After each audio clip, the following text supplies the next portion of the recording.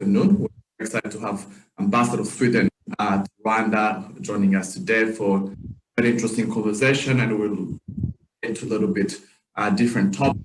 But before we jump to the conversation, I want to remind everybody that two things, as always we say. One, we're on the radio, so which means our conversation will be recorded, and we want to make sure everybody. And second, we'll jump into the conversation with the ambassador for the first 20 minutes, and we'll open for questions from the audience in the last 10 minutes. So please send them through our discussion, and I will try to ask as many questions as possible, especially that there was a lot of people. So we'll try to get as many questions as possible. So without taking long, Ambassador, thank you very much for joining us today. We're very excited you and welcome to Kigali Foreign Affairs Council, and welcome to Rwanda. Thank you. So let me maybe start on a little bit on a note for our conversation. What has been your journey to the Foreign Service, and what has been your experience? Thank you, and first of all, thank you for having me. I'm so excited to be here with you and others' interest.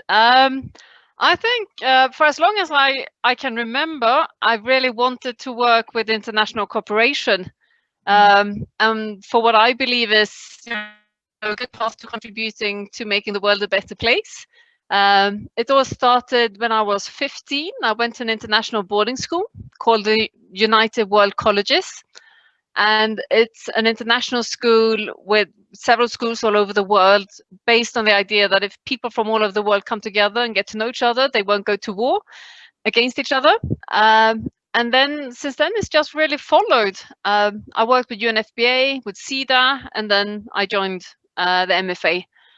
So I'm really happy to be here and to be doing what I'm doing. Yeah, this is actually interesting. So, this month is the International Women's Day. So, and it's good to have, and we can talk a little about, women in foreign policy also. But so Sweden and Africa have a strong relationship, and in fact, the Prime Minister of Sweden was scheduled to visit Africa, I think, last year. Of course, with COVID and everything happened, the visit was scheduled. But my question is, what does the cooperation or partnership between Africa and Sweden look like today under his leadership? For sure. Well, I think there's a very long and extensive partnership between Sweden and Africa over time, and historically it's been very focused on development cooperation. The Swedish government provides 1% of GNI to ODA, and it's something that has been steadfast and continuous despite what government we have had. But I think today Africa is a very strategic and close partner to us in many ways, and I think it's really based on an understanding that we need each other. We have joint interests when it comes to combating the challenges of the world and to achieving the sustainable development goals. We really need to do this together. Yeah, and maybe just touch a little bit on the president of European Council, Michels was just in Rwanda last week, and the Swedish member of the European Union, we just mentioned a little bit. What's your thought on his visit, and how do you see the partnership in Africa and the EU looks like? Yes, I think his visit came at a very good time.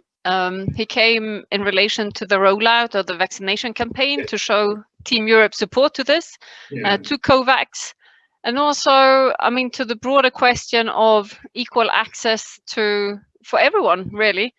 And then secondly, I think it's really important he came here in order to have a conversation with His Excellency President Kagame. When I met the president, when I handed over my letters in December, he said that it all starts with a conversation. It's so important to have a conversation. So Jean-Michel being here was really about being able to have that conversation and to see where our joint interests and to take them forward. I think when it comes to the partnership, what's important now is, in course, in view of the meeting when it will take place, the high-level meeting, is really about creating a forward-looking, modern relationship based on mutual interests. Yes. And I really find that the way we see the relationship between EU and Africa has changed. And in this sense, personally, I was very positively affected. It really went straight into my heart, the speech that the President Kagame held in the beginning of December on the importance of listening, understanding, and creating a relationship based on mutual interests. Yeah. I want to come back a little bit on the pandemic, the COVID you just mentioned, but a little bit just what can I ask you, for people that don't understand the EU campaign of vaccination, forgive me, I don't remember the name, is it COVIX? I think that's the right name. What is that about? Could you talk a little bit just for a second? Yeah, for sure. I think, what we are doing, the EU is providing support to COVAX, to the overall vaccination. And that's then being distributed all around the world. Yes. So that's the main mechanism. Sweden as a country, we just doubled our support. So we have provided 200 million crowns, and individual member states are doing this as well, within that framework. I see. Let's come back a little bit here home. So what are key area of cooperation between Rwanda and your country? Yeah, I think the key, historically, our core area of cooperation has been development cooperation, and we've had development cooperation together with Rwanda since '96. Mm-hmm. Last year, the Swedish government decided on a new strategy, and with that, we actually increased the volume of development cooperation by 40%. So I think it clearly reflects the interest we have in strengthening the relationship based on development cooperation. And we have development cooperation today in 4 areas. It's human rights, democracy, and the rule of law, including gender equality. It's the environment and climate. And new areas here are both energy efficiency, renewable energy, and biodiversity. So that's extremely exciting. It's one area that it makes me tick. And then we have inclusive economic growth. And lastly, we also have a strong research cooperation program, which is it's both institutional strengthening and then also PhDs going to Sweden, but very much supporting Rwanda and finding solutions to Rwandan challenges, let's say. Mm-hmm. I think on an overarching level, I'd just like to mention that we have a feminist foreign policy, of course. I think everybody's aware of that. So that, gender equality, women's empowerment comes forward in everything we do, trying to focus on what are the rights, resources, and representation of women to ensure that they're really in a situation to live their human rights. And then also a top priority for the Swedish government is what we call the drive for democracy, which also comes forward a little bit against the backlash of democracy on a global scale. We try to see how we can support democracy on a global scale. And in terms of economy and trade relationship, and how does it look like, the trade between Sweden and Rwanda? Historically, we haven't had a lot of trade between our countries, and it's still very little, I would say. But there's an increasing interest among Swedish firms to expand and to enter Rwanda. So that's really exciting. I think, you've had the Norwegian here visiting. They are now establishing it's the Norwegian Foundation establishing a hub here in Rwanda for social entrepreneurship for the region, for the sub-region. So that's very exciting. There's also a lot of interest and firms when it comes to education and ICT. There's a company called Bag Innovation, EF, working in this. And then the third area I would say that we are kind of looking into and where there's a growing interest is the area of climate and the environment, where we've had several delegations and different firms are interested, and we are seeing what we can do from here to actually take that forward. Yeah, and in terms of a little bit, you just began your term. I wish all the best. What are your priorities for the next 3 years as an ambassador to Rwanda? Thank you. Yes. I mean, I have my priorities, but I want to say before that I'm still trying to see how how we can be most useful to Rwanda and to strengthening our relationship. But I think, I mean, the bottom line is I'm here to strengthen and continue building a solid relation between our countries. I mean, that's what I want to do, and I want to be useful in doing that. I think when it comes to development cooperation, which has been the core and is still the core of our presence here, I have a personal interest, because it's my background, to see what we can do in becoming more innovative in our work, and not least facilitating innovative financial instruments and supporting Rwanda to scale up resources for sustainable development. Yes. So I think that's really exciting. And another, I think apart from that, it's really about having a greater emphasis on trade promotion, not least in the area of like green technical solutions. Yes. I think we have joint interest there. We have a lot of solutions that we can bring here, but it's also the fact that we have joint interest, and Rwanda is a leader in the area. You were first in presenting the revised NDC, for example. Yeah. So it's seeing how can we build together and achieve an impact together on a world scale. So I'd like to explore that further. So maybe just want to actually ask you this question. I had a conversation with one of the ambassadors a few weeks ago. I'll ask the same question to you. You know, what lesson can we learn from COVID, this crisis, this pandemic been going through for a year now? What lesson can we learn from this when it's finished? I think there are many lessons. I think bottom line is that it's all interconnected. We are interconnected and we need each other. So we all need to take care of each other. So that's a basic thought there about solidarity. But there's also an interconnectedness when it comes to different policy areas, that we have to find comprehensive solutions to these challenges in order to be effective. Mm-hmm. We need to increase resilience and look at the resilience across the dimensions. And that, you know, what happens in one sphere, in the social sphere, will affect the economy and the environment, etc. And that we really have to look at it all together. And I think a last area, which is key, is of course women's rights and women's situation, where we see that women and girls are most severely affected. We see increases in gender-based violence, teenage pregnancies, the economic consequences, and the importance of really forwarding and making sure that everybody can live their rights. Yeah, absolutely. So, all right, so we're going to take the last question, and then we'll jump to questions from the audience. I see already coming in. So lovely. So is looking at what Rwanda has achieved the last 27 years since the genocide against Tutsi next month. What lesson you think the world can learn from this last 27 years?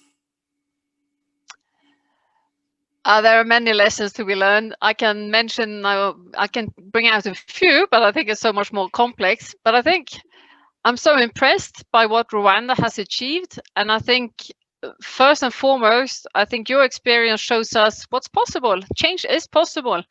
You know, sometimes when we look at the challenges the world is facing, it's so easy to feel despair. And we need to look at those examples where changes actually happen. And I think Rwanda is a very good example in that case. I think what I'm really struck by when I'm here is that there's a strong sense of aspiration and vision for the future.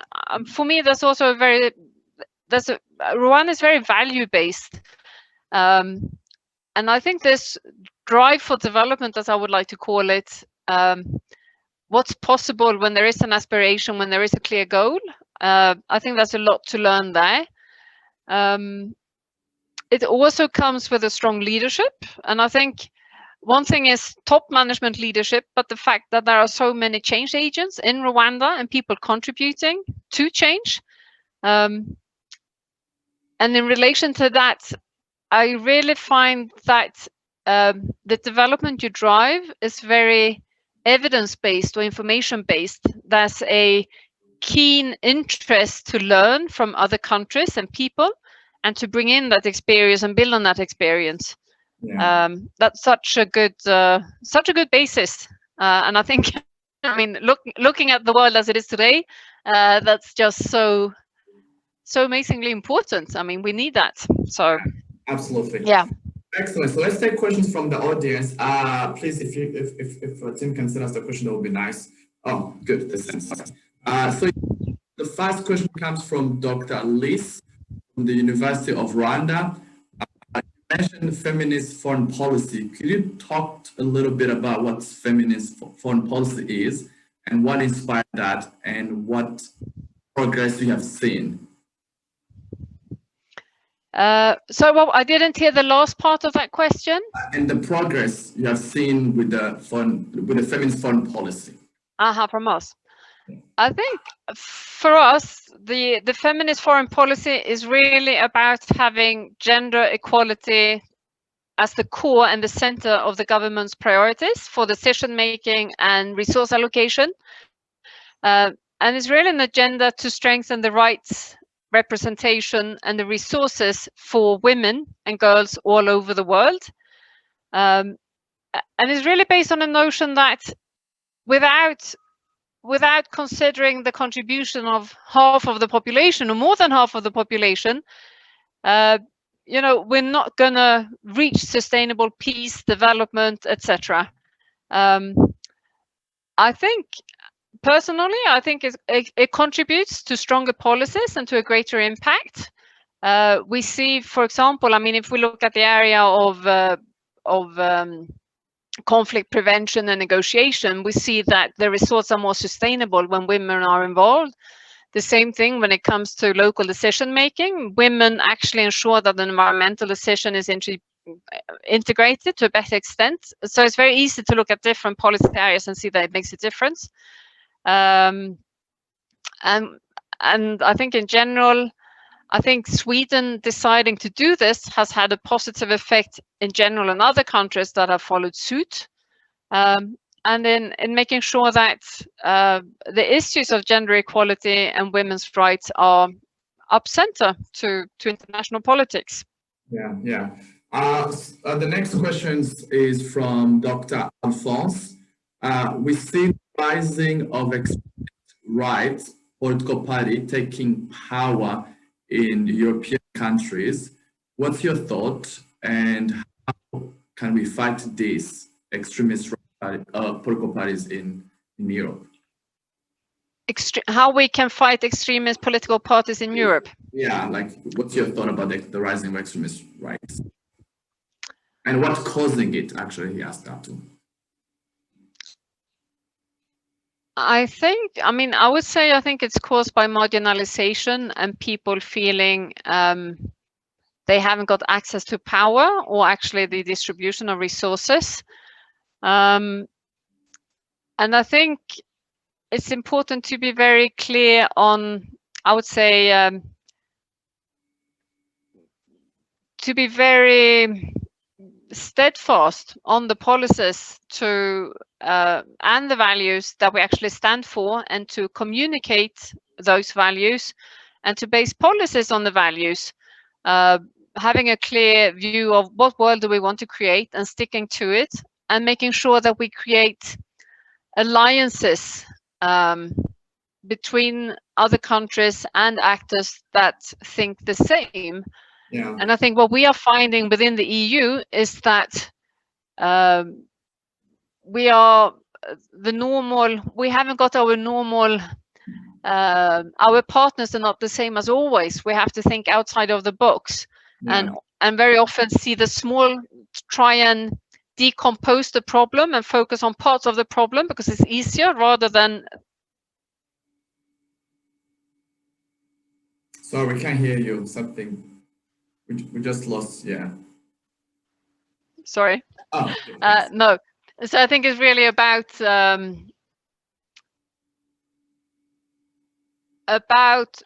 holding the vision and finding new alliances when it comes to the, breakout of the actual problem. Yeah, yeah. The next question comes from Uwase. She's asking, what's the connection between the embassy and SIDA? What the relation is? Yes, the relation and the connection. Yeah. So, I mean, SIDA is part of the embassy. So when we're in Rwanda, we actually don't speak about SIDA. We speak about Sweden as the embassy. But back home, we have the Ministry for Foreign Affairs, and SIDA is a public agency that is actually managed by the ministry. So it's all different public agencies, actors. Okay. We have another question also about SIDA from Guillaume. 1 second, says, oh, too many questions coming in. That's lovely. Yes. Keep them coming. Sweden and SIDA has helped the University of Rwanda build its research capacity through Swedish PhD program. How does the ambassador see the next stage, reinforcing the capacity of the university to run the local PhD programs? Oh, that's a very good question. I think there are a few things that we are as proud of as this partnership we have when it comes to strengthening the institutional strengthening with the University of Rwanda and the PhD program. Mm-hmm. I think the next stages is to continue the strong dialogue we have, and to me, there is a very strong ownership here, and the next stages will depend very much on where the university wants to take the future development. Yeah.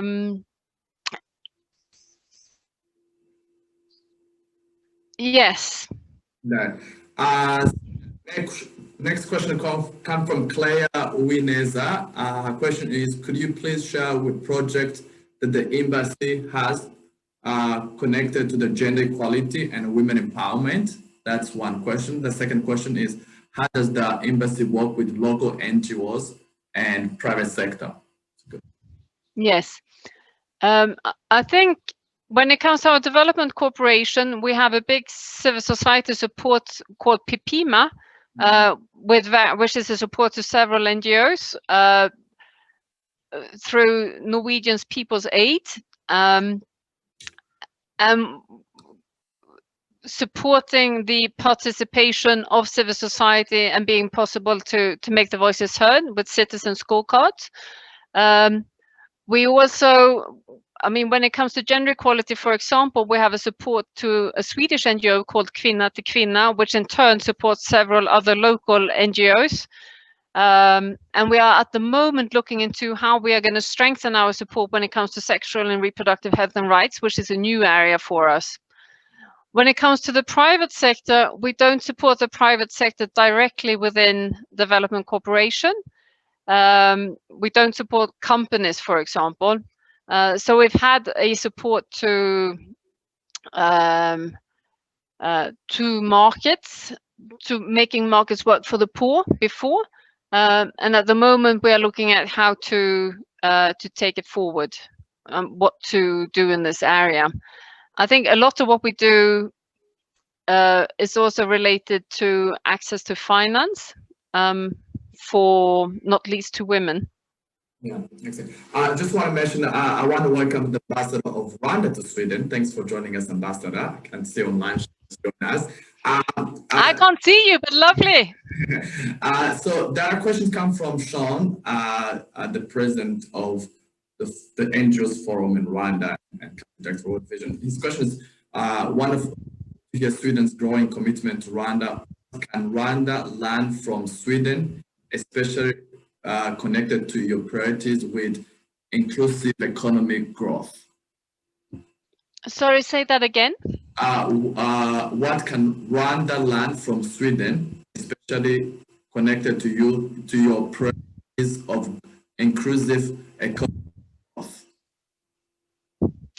Wow, I think what Rwanda can learn from Sweden is like the broad question. I think when it comes to inclusive economic growth, it's really, I think it's very much about, what I would like to highlight is the importance of the inclusion of women.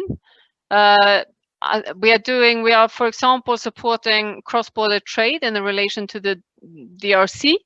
And also, I mean, when it comes to access to finance, for example. So I think that's just one example, but I think it shows the need to consider the whole population.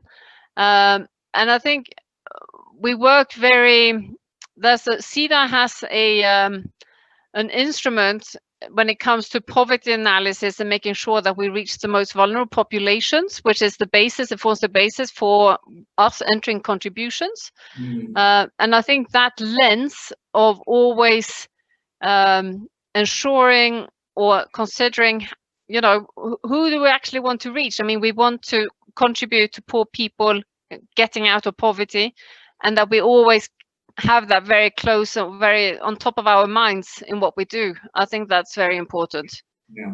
All right, so I'm going to try to ask in the next 3 minutes a few questions quickly. The next one actually, this connects before. What are similarities between Rwanda and Sweden? Both are linked in women equality and environment policy. So what are the similarities? Similarities? Yes.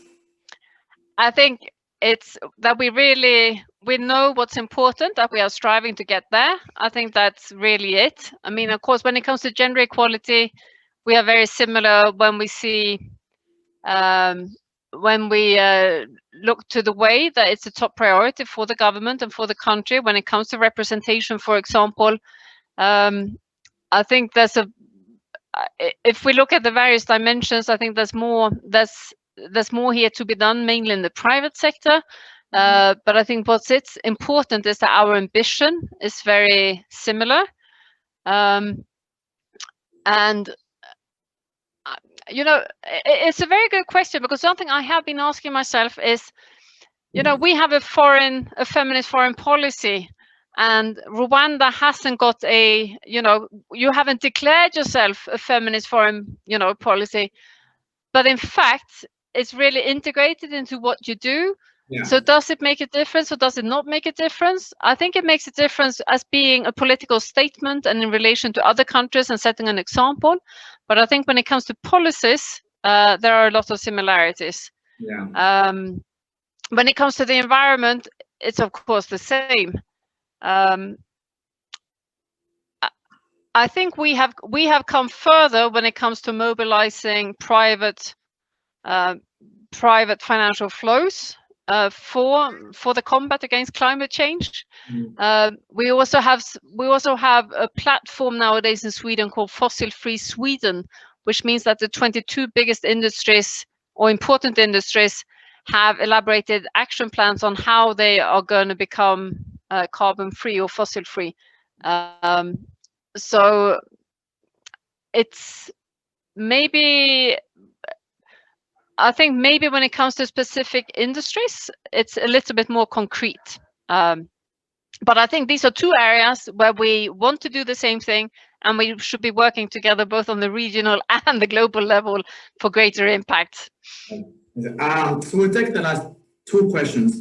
The first one, this is a long one. David from Washington, D.C. His question is, Sorry? David from Washington, D.C. Rwanda has been incredible when it comes to welcoming immigrants from Africa, and from you're working with the UN and Rwanda to relocate some of these immigrants to Sweden. Could you talk about this a little bit? I don't think I heard the same question, but the whole question, but it's really about the emergency transit mechanism. Yes. I'm also so extremely proud of Rwanda, taking immigrants. I think it's excellent. And in Sweden, we are receiving parts of them. And I think Rwanda is showing solidarity, and we are trying to do the same thing. This is the Ministry of Justice back home, who takes this forward. And I know that there were quite a few people that came to Sweden last year, and I believe there have been some delays because of Corona, but that's really it. Yeah. Good. And the last question is from Kasana from Bank of Kigali. Is any country book you are reading that you can share with us? What kind of book are you reading now, basically? A book? Oh, I'm reading the 5 a.m. Club. You know, I believe in magical mornings. So I'm just now reading a book on waking up at 5 o'clock and having a morning routine of meditation, exercise, and learning. Yeah. The first thing I do, and then introducing blocks of focus time in the mornings. One idea is to spend 90 minutes for 90 days on one issue in order to have an increased impact. And then you should actually work for like 1 hour, have 10-minute breaks in order to maximize how you make use of time. And I'm thinking, I'm introducing this, so I'm getting up really early in the morning and I'm doing my reading and journaling and setting goals. And it's really about seeing how, of course, I want to be a better person for my kids and family, but also how can I contribute to change in a better way? So I think the book is good. I've read one book on magical mornings, and the other one is the 5 a.m. Club. But really, it's about you know, using your time in a good way and investing in yourself to, you know, be at peace with yourself so that you can be at peace with the world. I see. Good. I wish I could join, but thank you for a wonderful conversation. I want to thank you very much for your time. Always wonderful to have an opportunity to learn about the work you do in Rwanda, and Sweden is one of the partner of Rwanda, and it's wonderful to see. And I want to say everybody who joined us, thank you very much for joining us. Sean from World Vision, good to see you. Thanks for joining us today, and everybody from the University of Rwanda, Teague also, and everybody, thank you very much, and have a wonderful evening. Ambassador, thank you very much, and we look forward to, thank you. After COVID, we look to have you in person for a conversation. That's lovely. Thank you so much for having me. Thank you everyone for listening. Thank you, Ambassador. Bye. Bye.